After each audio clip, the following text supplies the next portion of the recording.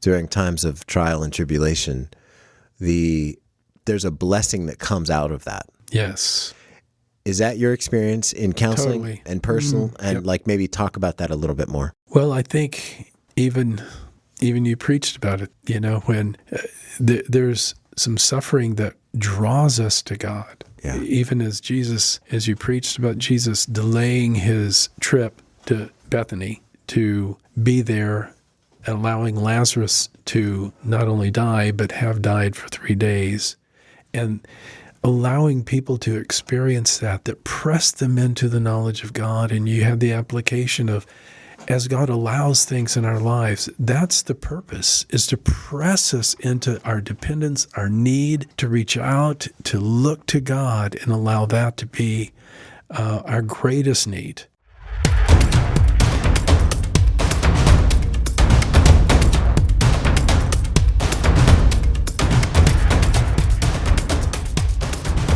Hey, everybody. Welcome back to Fixed on Jesus Interview Edition. Here we are on part 3.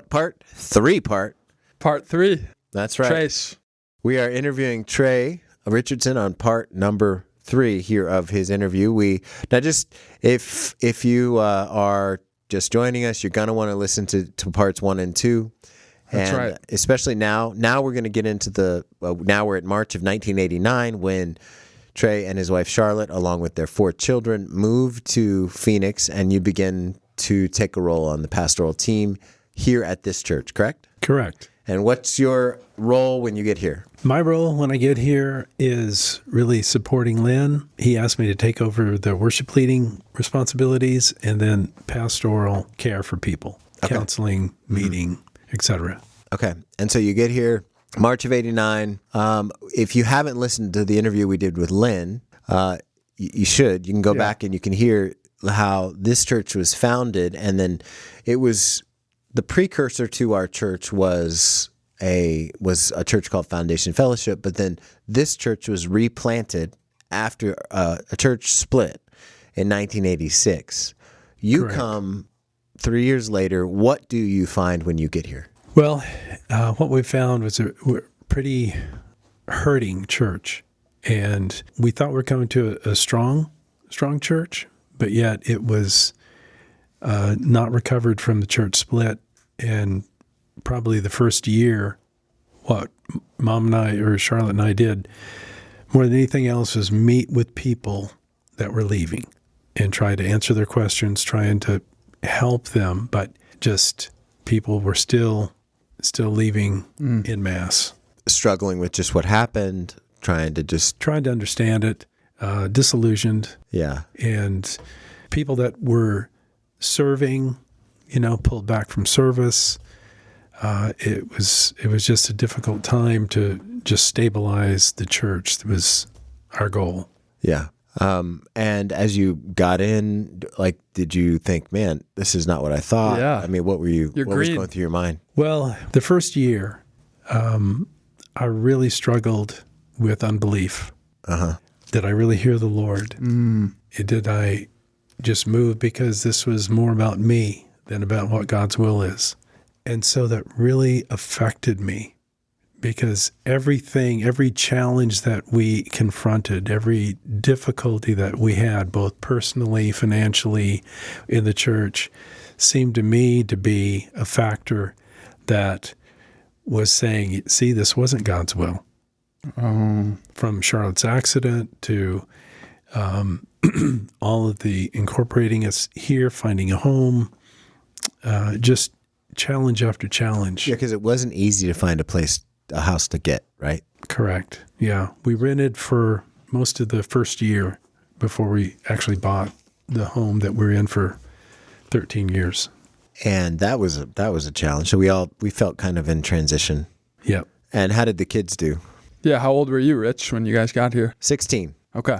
Well, I think it was really hard on you kids. Around the dinner table, the conversation was, did you have lunch with anybody today? How are you doing at school today? And it was just challenge after challenge in that way.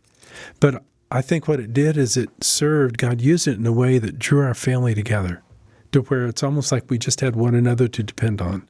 And I felt like it just really did endear us one to another in a really special way that I'm very grateful for that. I can remember, Rich, basketball was really important to you, and you were trying out for the team, and the coach had given you some preliminary, hey, I'm glad you're here, looking forward to working with you. After the very first cut, you were cut from the team. And yes, that is correct. This is a true story. And you came home and just, broken. Yep. And I remember we talked, we prayed, we actually got our guitars out, worshiped together a little bit. Oh, I don't remember that part. I do. Your mom told us that part too. We got the guitar. I don't play the guitar. Your mom and I. Okay. And then at the end of that, I remember you saying, okay, Dad, well, tomorrow I'm going to go out for soccer. Yeah, that's right. And you did. I did. And you became the captain of the soccer team. Yep. And you had some state honors. Something like recognition. That. Yeah. Something like that. So again, seeing God turn some of those things full circle that initially were just so difficult was fun to see. Yeah. And so as you just get your feet wet here and continue to counsel people, serve people, shepherd people and such, we know Lynn moved not long after. Talk to us about that process. Yeah, that was a difficult process. Lynn and I thought, had not only a good pastoral relationship, but friendship. And I think back then, Sovereign Grace had a different mold that they were looking for a senior pastor to fill. Like what was that? That there would be a real obvious outward express leadership gift, a very charismatic approach to leadership. Not charismatic in terms of gifts, but charismatic in terms of personality, yes? Right. And so they wanted somebody outgoing, somebody obviously kind of just clear, fills up the room. Hey, can draw people. Yeah, that kind of guy. Right. And Lynn didn't fill that to that extent. And so those that were overseeing our church impressed me to be the one to try to help Lynn see that maybe he's not called as a senior leader, which added to the turmoil in that period of time and the challenge and the difficulty. And I'm sure I didn't go about it as well as I could have, but it did wind up in having to have a very difficult conversation with he and Terry and expressing that we didn't feel like he was called to be a senior pastor, but a pastor. And in retrospect, what do you think about just all of how that went down? Yeah, I don't think it went down right. I just think that the emphasis should have been more on, is the man humble? Yeah. Is the man articulating clearly the word of God when he preaches? Is the man of God someone that has character and a family that is expressing the support of that through his leadership? Does he pastorally care for people in a way in which people are pressed more and more into God? And those boxes would all be checked with Lynn. Yeah. And so, I mean, as you hear this, as if you're listening, obviously you hear this and you think, oh, well, how could that happen then? Well, any story of a local church, any story of any local church that endures is a story of how the Lord works despite our weaknesses.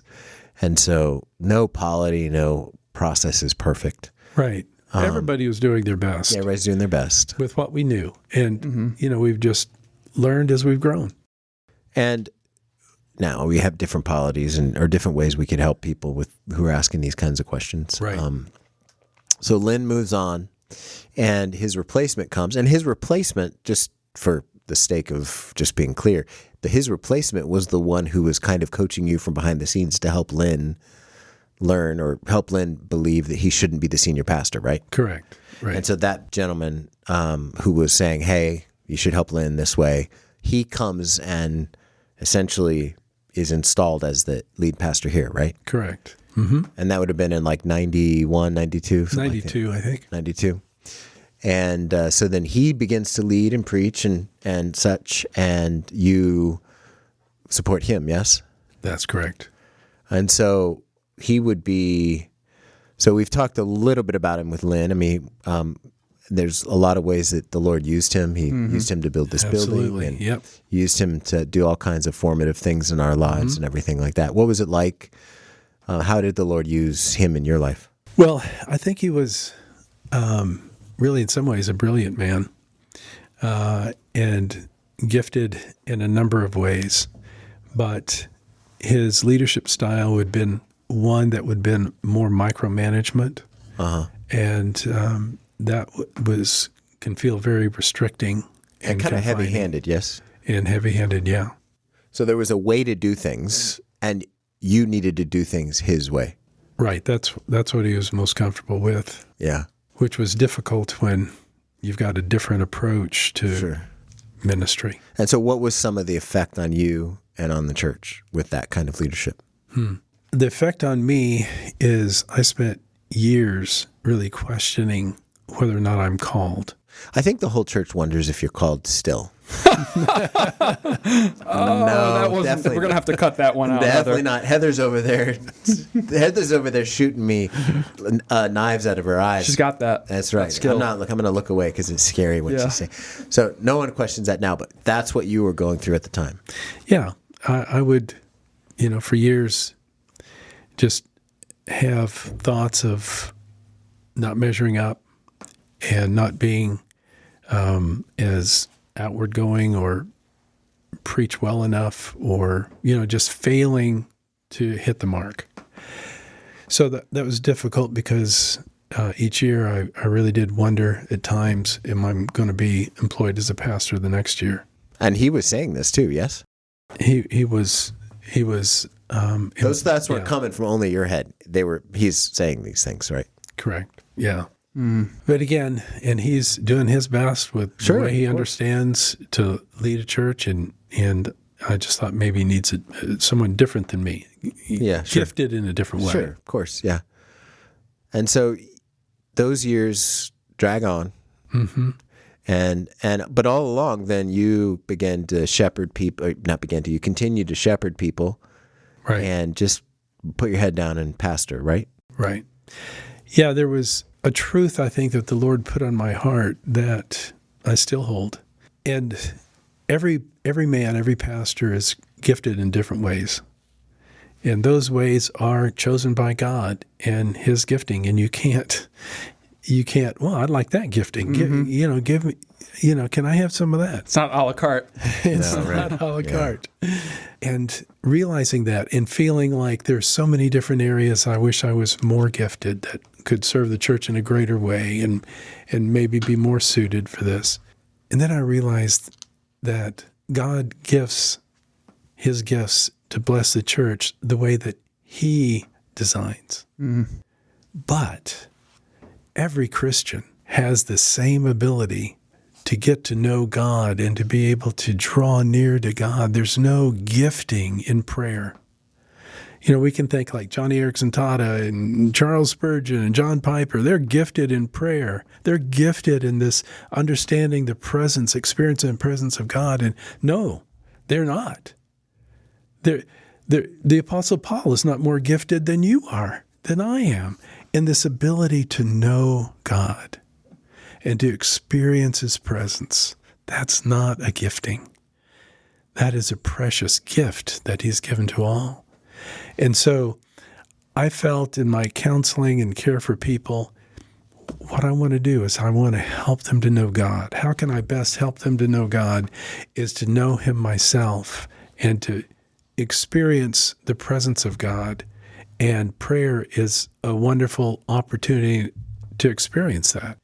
So that became more of my focus in the counseling and care for people in that way, if that makes sense. Yeah, sure. Total sense. Would you say that your prayer life took off then? Yeah, I would say through that season of my life, God became a refuge for me.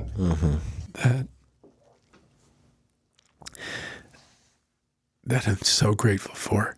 And I don't know that I would have needed God as much as I really needed him, with all the external pressures of just the change in career and finances and needs of the church and the sense of, am I good and qualified enough for this? And that just, the Lord allowed that to help me to see my dependence on him in a way that is so important, and helping people to see their need for God is a big part of what counseling is. Yeah. I mean, that's what we do. We help them to see God in the midst of their lives. So that became just a precious truth that really secured my soul. As people listening, some people may be new Christians, other people may be more mature Christians. But one of the things that you're saying, and I'm just kind of summarizing, is that it seems like during hard times, during times of trial and tribulation, there's a blessing that comes out of that. Yes. Is that your experience in counseling? Totally. And personal? And Yep. like maybe talk about that a little bit more. Well, I think even you preached about it, when there's some suffering that draws us to God.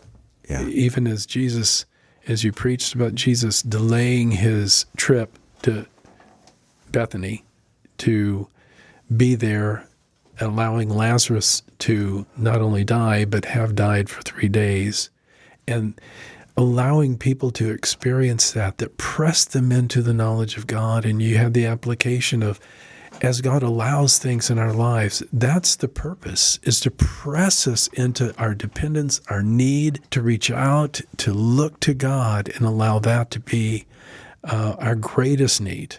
Too much of our lives we can spend separate from needing him. I think we can have just aspects in our minds of, I got this, I can do this, and we pray about the hard things.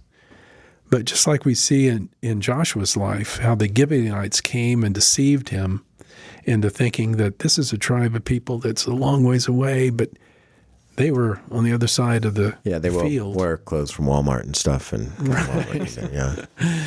But Joshua didn't pray about that decision. He prayed about crossing the Jordan. He prayed about, taking Jericho. He prayed about all that, but he didn't pray about this because he thinks, I got it. Well, because of that, because he didn't depend on God, there was consequences that happened both to the Israelites and himself, and God expressed that. Yeah. You didn't call out to me. And so I think as Christians, if we can live our lives crying out to God over anything as simple as I need a parking spot to I've got leukemia, that ability to live a life that is dependent on the one that gave his life for us.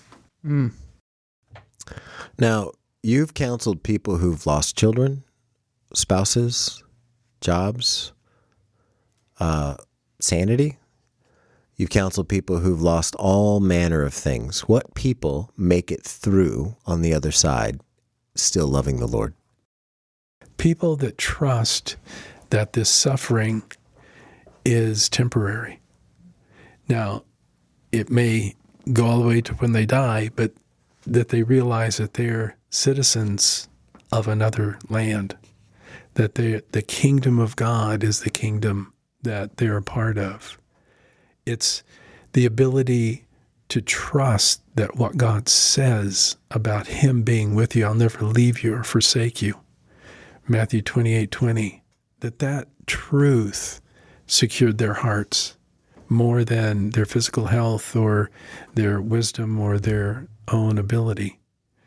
Their trust in the Lord, and then their faith that God is using this in their lives, a Romans 8:28 approach to their lives. And I've seen people get through hard things, difficult things, and that would be the characteristic, is they continue to trust God in the midst of the trial. Yeah. not I'll trust God when this trial is over. Yeah, because when people come in when they need help, most of them, would you say most of them are saying, I can't do this? Right. I don't know what to do. I don't know. It's too big, how to respond. too hard. Yeah, this is more that I don't know how I'm going to make it. It's impossible. Right. And without God, it is. But with God, all things are possible. That's amazing. So one thing I want to ask about is you expressed early in your pastoral career a doubt in if you were following the Lord's will. But moving on into the story, it seemed as if that was almost your dependence on God gave you that confirmation that you were in the right spot. Is that fair to say? Yes, with the addition that I began to be genuinely convicted of the sin of unbelief. And so the other piece of that was realizing the ravaging work of unbelief in the heart of a believer, and to realize what that is, to confess that to the Lord and turn repent. And repentance is walking out, Lord, I'm trusting you through this. Mm-hmm. And put the circle around Christ and not myself, and how this affects me and where I am with this and what I could have done better, and just, Lord, maybe you can't speak to me through this. Maybe I've heard you wrong. To where it's centered around me more than I'm centering around God through trusting him. That's amazing. So you make it through this season with the Lord as your refuge, and you begin to merge on the other side, and your boss, through a whole lot of different things, resigns. Mm-hmm. And then you step in, yes? Yes, I did. I stepped into the senior pastor role for... what year? That was the 2000. Okay. And Y2K. Yeah, right after made it. that, right? Yeah, exactly. We survived. We didn't know. Hey, newsflash, we made it through Y2K. Yeah. So you stepped into the senior pastor role. The church building has just been built by this time. Right. That we're in right now. Right. And so the people, we're all in. People of Destiny, or a different name? People of Destiny, yeah. Okay. We don't bring that up, Mark. Thank you. And so copyright the 2000. Yeah, copyright. You can have it. So we're in the building, and you're leading the senior. You're a senior pastor. Your predecessor has resigned, and for medical reasons, and others. Medical reasons in air quotes, but you can reserve your comments. So anyway, you begin to take that role on. What was that like? And what was your experience? Well, it was challenging because I hadn't preached week after week after week before. I had more fill the pulpit maybe once a month, once every 6 weeks. So that was a challenge in itself. Plus leading the team that we had at that time. Yeah. That was a challenge as well, because I don't believe that the members of the team looked to me as that kind of leader. I mean, they had been led very strongly prior to that. So my leadership style was different. It became, knowing it's probationary anyway. That was the way it was set up. Yeah. Hey, let's see if this works. Let's try it out. Let's see how this goes. See if it fits. See if this is a jacket you can wear. Right. Mm. And how long did it take you to say, not really for me? About a year. Okay. Yeah. At the end of the first year, I felt like, I'm sure there's people that can do this better than me, that there's a leadership gift that I don't think I have as predominant as is needed to lead a church, especially a church of our size. I felt that my primary giftings of counseling, teaching, just caring for people had to be put on the back burner in order to be able to lead the church, lead the team, and preach each week. And I missed that, and I also felt like that's where I was primarily gifted. So I communicated that to Steve Shank, who was overseeing the church at the time, and he took it from there. Yep. And it cues in What? another person That's true. but somewhere in the background of all this. yeah, There's something somewhere in else the going background. on. There's other things going on. Another That's right. Well, father-son story. yeah, but and, we're talking to him right now. Hey, so. well, I happen to have both of you on a mic, so Well, I had no idea who might be a candidate for my replacement. Because there wasn't anybody on the team at the time. It wasn't anyone on the team. Yeah. And So you grease the pipes, and then all of a sudden, Richie Rich actually, he shows didn't even up. know. Yeah, it was, I didn't know. Didn't know until Now you'd we been know. approached and they. Craig and all. Yep. So So we're going to sit here until you guys tell me how it went down. How did it it went go down? down? I mean, it wasn't that like you make it All sound of a sudden, bad. the predecessor's gone. Or you just revealed that there was no nepotism involved. Well, and then it was- all of a sudden, you're on the scene. Yeah, I'll just give the brief version right. here. So I went to the Sovereign Grace Pastors College in 1999, and your predecessor sent me with. He said that I wasn't called. Probably he told me he didn't think I was called, and he said there would be no internship for me on the backside of this. Here. Yeah. So you can go, but we're not going to give you a job. So what did that do to you at the time? I know we're not interviewing you, but I was like, all right, that's fine. I was young. you were convinced. I was like, yeah, I feel called. And so I was like, okay, that's fine. So Tiff and I, we packed up everything, not everything, but most of what we had, traveled across the country, went to the pastor's college. And then after that, I got an internship in San Diego. Okay. So I was there and With Eric? no, well, yeah, but I was there. He went to the pastor's college and came back. So we served on the same team, Eric Terbetsky. Yeah. Shout for out a to year. Eric. Yeah. He might listen. He listens sometimes. Does he? I don't know. So I was there. They asked me to plant a church in a town called El Cajon. El Capone? El Cajon, which means the drawer. And Drawer? Like the mesa, the table? like the drawer. Okay. We had said yes, but then for a variety of reasons, it just didn't work out because most of the financial resources of the church would go to the church plant and it would gut the sending church, which you don't want to do No. in general. Yeah. And so we just put that on the back burner, or we just said, we're not going to do that. And so then I was hearing about how it was going with my dad. This church is where I'm from. I knew a ton of people here. And You then knew the leadership team. I knew everybody. Yeah. Yeah. Most everybody. There's a lot of new people at the time because the building was just built. And so then they asked me to consider, Who's they? Steve Shank, a guy named Craig Cabanis. And it was June of 2002 that I moved here. Moved back or moved here? Moved back Moved back. And to fill, the role of senior pastor. and what does that mean for Pops? It means I fired him. No, that means that we just said, listen, you go shepherd and counsel people and we'll just forge ahead. And so that was June 2002. And collectively as a team, our team has been through a lot of different forms, but none of it would be possible without my dad, who's gone before, and so, Yeah. and this is the testimony of a bunch of people, right? So we wouldn't have a church without Lynn, right? The church would not exist founded it. without Lynn Yeah. and his founding work.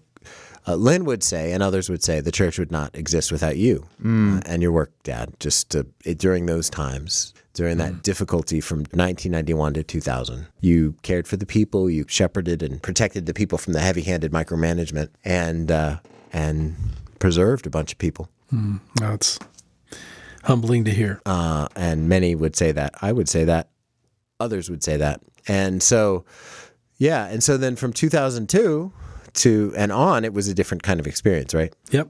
And that's what we want to hear about. But just real quick, the predecessor's gone. You're both here now, father-son combo, new building, few years old, right? Yeah. And is the church growing at that time? Yeah. And then I want to revisit the same question I asked several years ago. What is the culture's outlook on Christianity in the early 2000s? And that can be for either of you. Was it neutral, negative, or positive? Just to kind of give our viewers I'd say it was neutral then. Yeah, I would too. but not Yeah. positive, maybe. Not positive, Okay. not neutral, not dangerous. Like now people think Christians are dangerous. Right. Then it was neutral. And so it was, neutral. Okay. I would say.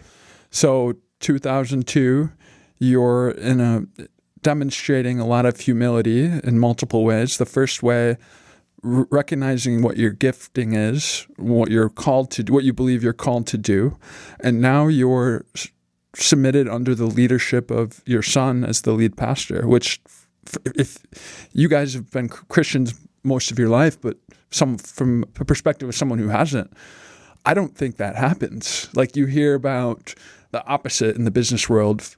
Father founds a company, son's about to take over, and there's a lot of scuffle, a lot of ego, a lot of difficulty in that transition, whereas not many fathers are submitted in leadership for sure. under their son. So that's amazing, and I wanted to point that out. It's a testimony to his humility. Yeah, exactly. I think it's not humble to recognize a good thing and choose it. I think it's just wisdom. I don't know. But Rich has always had a marked leadership gift. We see it and feel it. Plus, his preaching is a gifting that he has. And so those two things made it really easy for me to be able to support. And he let me, gave me the opportunity to just continue to counsel and care for people. And yeah, a dynamic duo.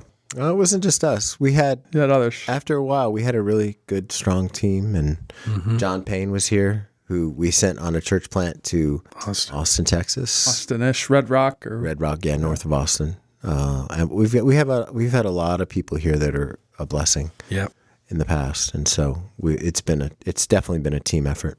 So 2002, you guys are here, new building, new leader, new roles. Yeah. What's the state of the church? Are you guys growing? Yeah. So preaching of the word, drawing people in. Yeah. So .com bubble. Yeah. So like when in short order, I think we were at 200 when I got here, and then it got up to about 700 within a few years. And with growth comes some difficulties. Yeah, and that's a whole nother podcast. But that's a whole nother podcast. There was stuff that went down in 2009, which is we're gonna get you on the interview. That's my story, and that's when I found the Lord. Like there's been a lot of things that have happened here in almost 23 years. So enough about you. Yeah, it's not about me. It's my dad. So the whole time he's counseling and he's walking alongside people. He's working with people, providing stability to the church and everything like that. Your role essentially stays the same. The next 20 years, right? Yeah, I would oversee various ministries. I've overseen all the different ministries in the church, over time. Yeah. So that would be the only thing that would change, whether I was over children's ministry or, assigned to somebody else, men's ministry, whatever it might be. Yeah. What were some of the highlights in those years, like the 2002 to say, 2015 or something like that, if you can think back? Well, one of the highlights is really to see you flourish. Well, that's not what I was shooting for. I know, but that's... maybe it was. That is a highlight. Yeah, I love to hear you preach. Well, all right. Well, that's it. All right, looping back to your parents, they never heard you preach. Now, so they're both now with the Lord. Right. Your dad died in 2000 or 2001? 2001. Okay. He had a brain tumor that took him pretty quickly in 2001. And then your mom died probably of a stroke. We don't know for sure, right? But probably in 2014. 14. Okay. As you look back, they're faithful, they're Christians. What would you think their summation of your choice was? Like, as they look and say, okay, well, I can see now a number of years on from when you moved into ministry and even, away from the Church of Christ, like how would they describe that choice, would you say? I think that they would be accepting, not favorable, but accepting. And the reason I think that they were accepting is because they saw a reality of our Christian life in you kids.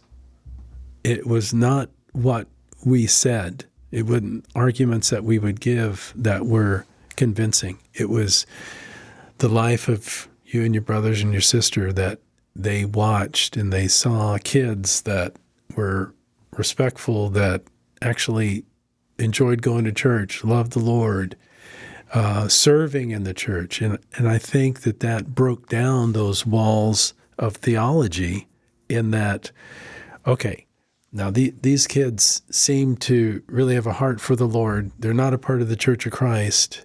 I've got to have a room. I know that this is true in their lives, so there became an openness.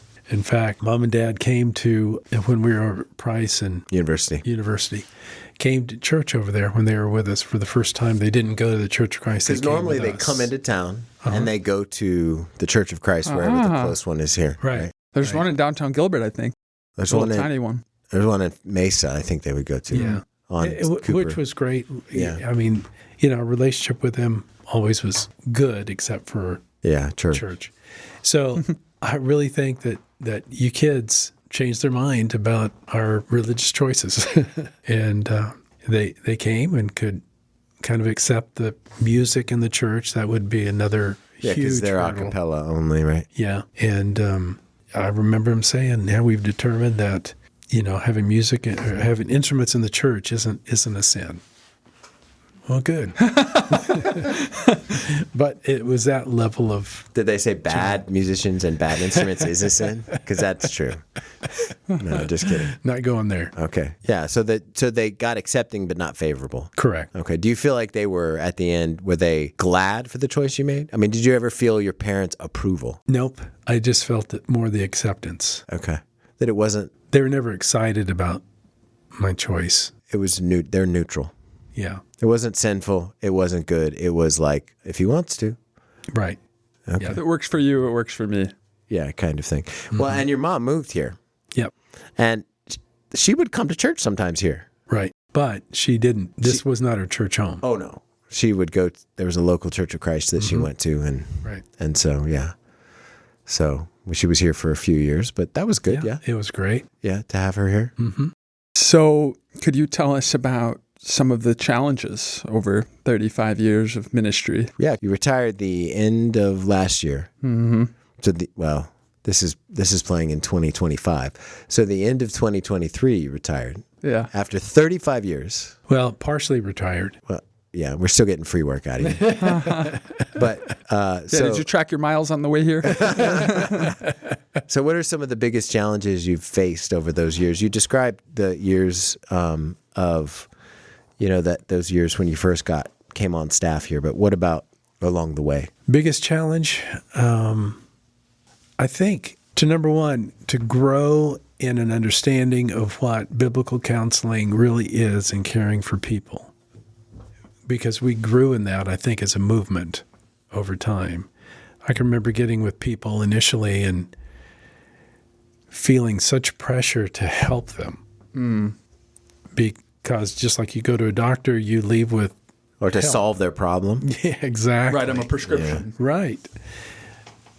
And not realizing, my goal is to help them see God in the midst of their issue. Well, that sounds like a fascinating entry for our fourth part. Yes, it does. Let's stop right there. All right, fine. Just because you called it, Mr. Lead Pastor Coleman Jr. Thank you for tuning in. Oh, the fourth? Correct? I stand anyway, corrected. Just go ahead. Just get on with the close, Mark. Thank you for tuning in. Check out part 4.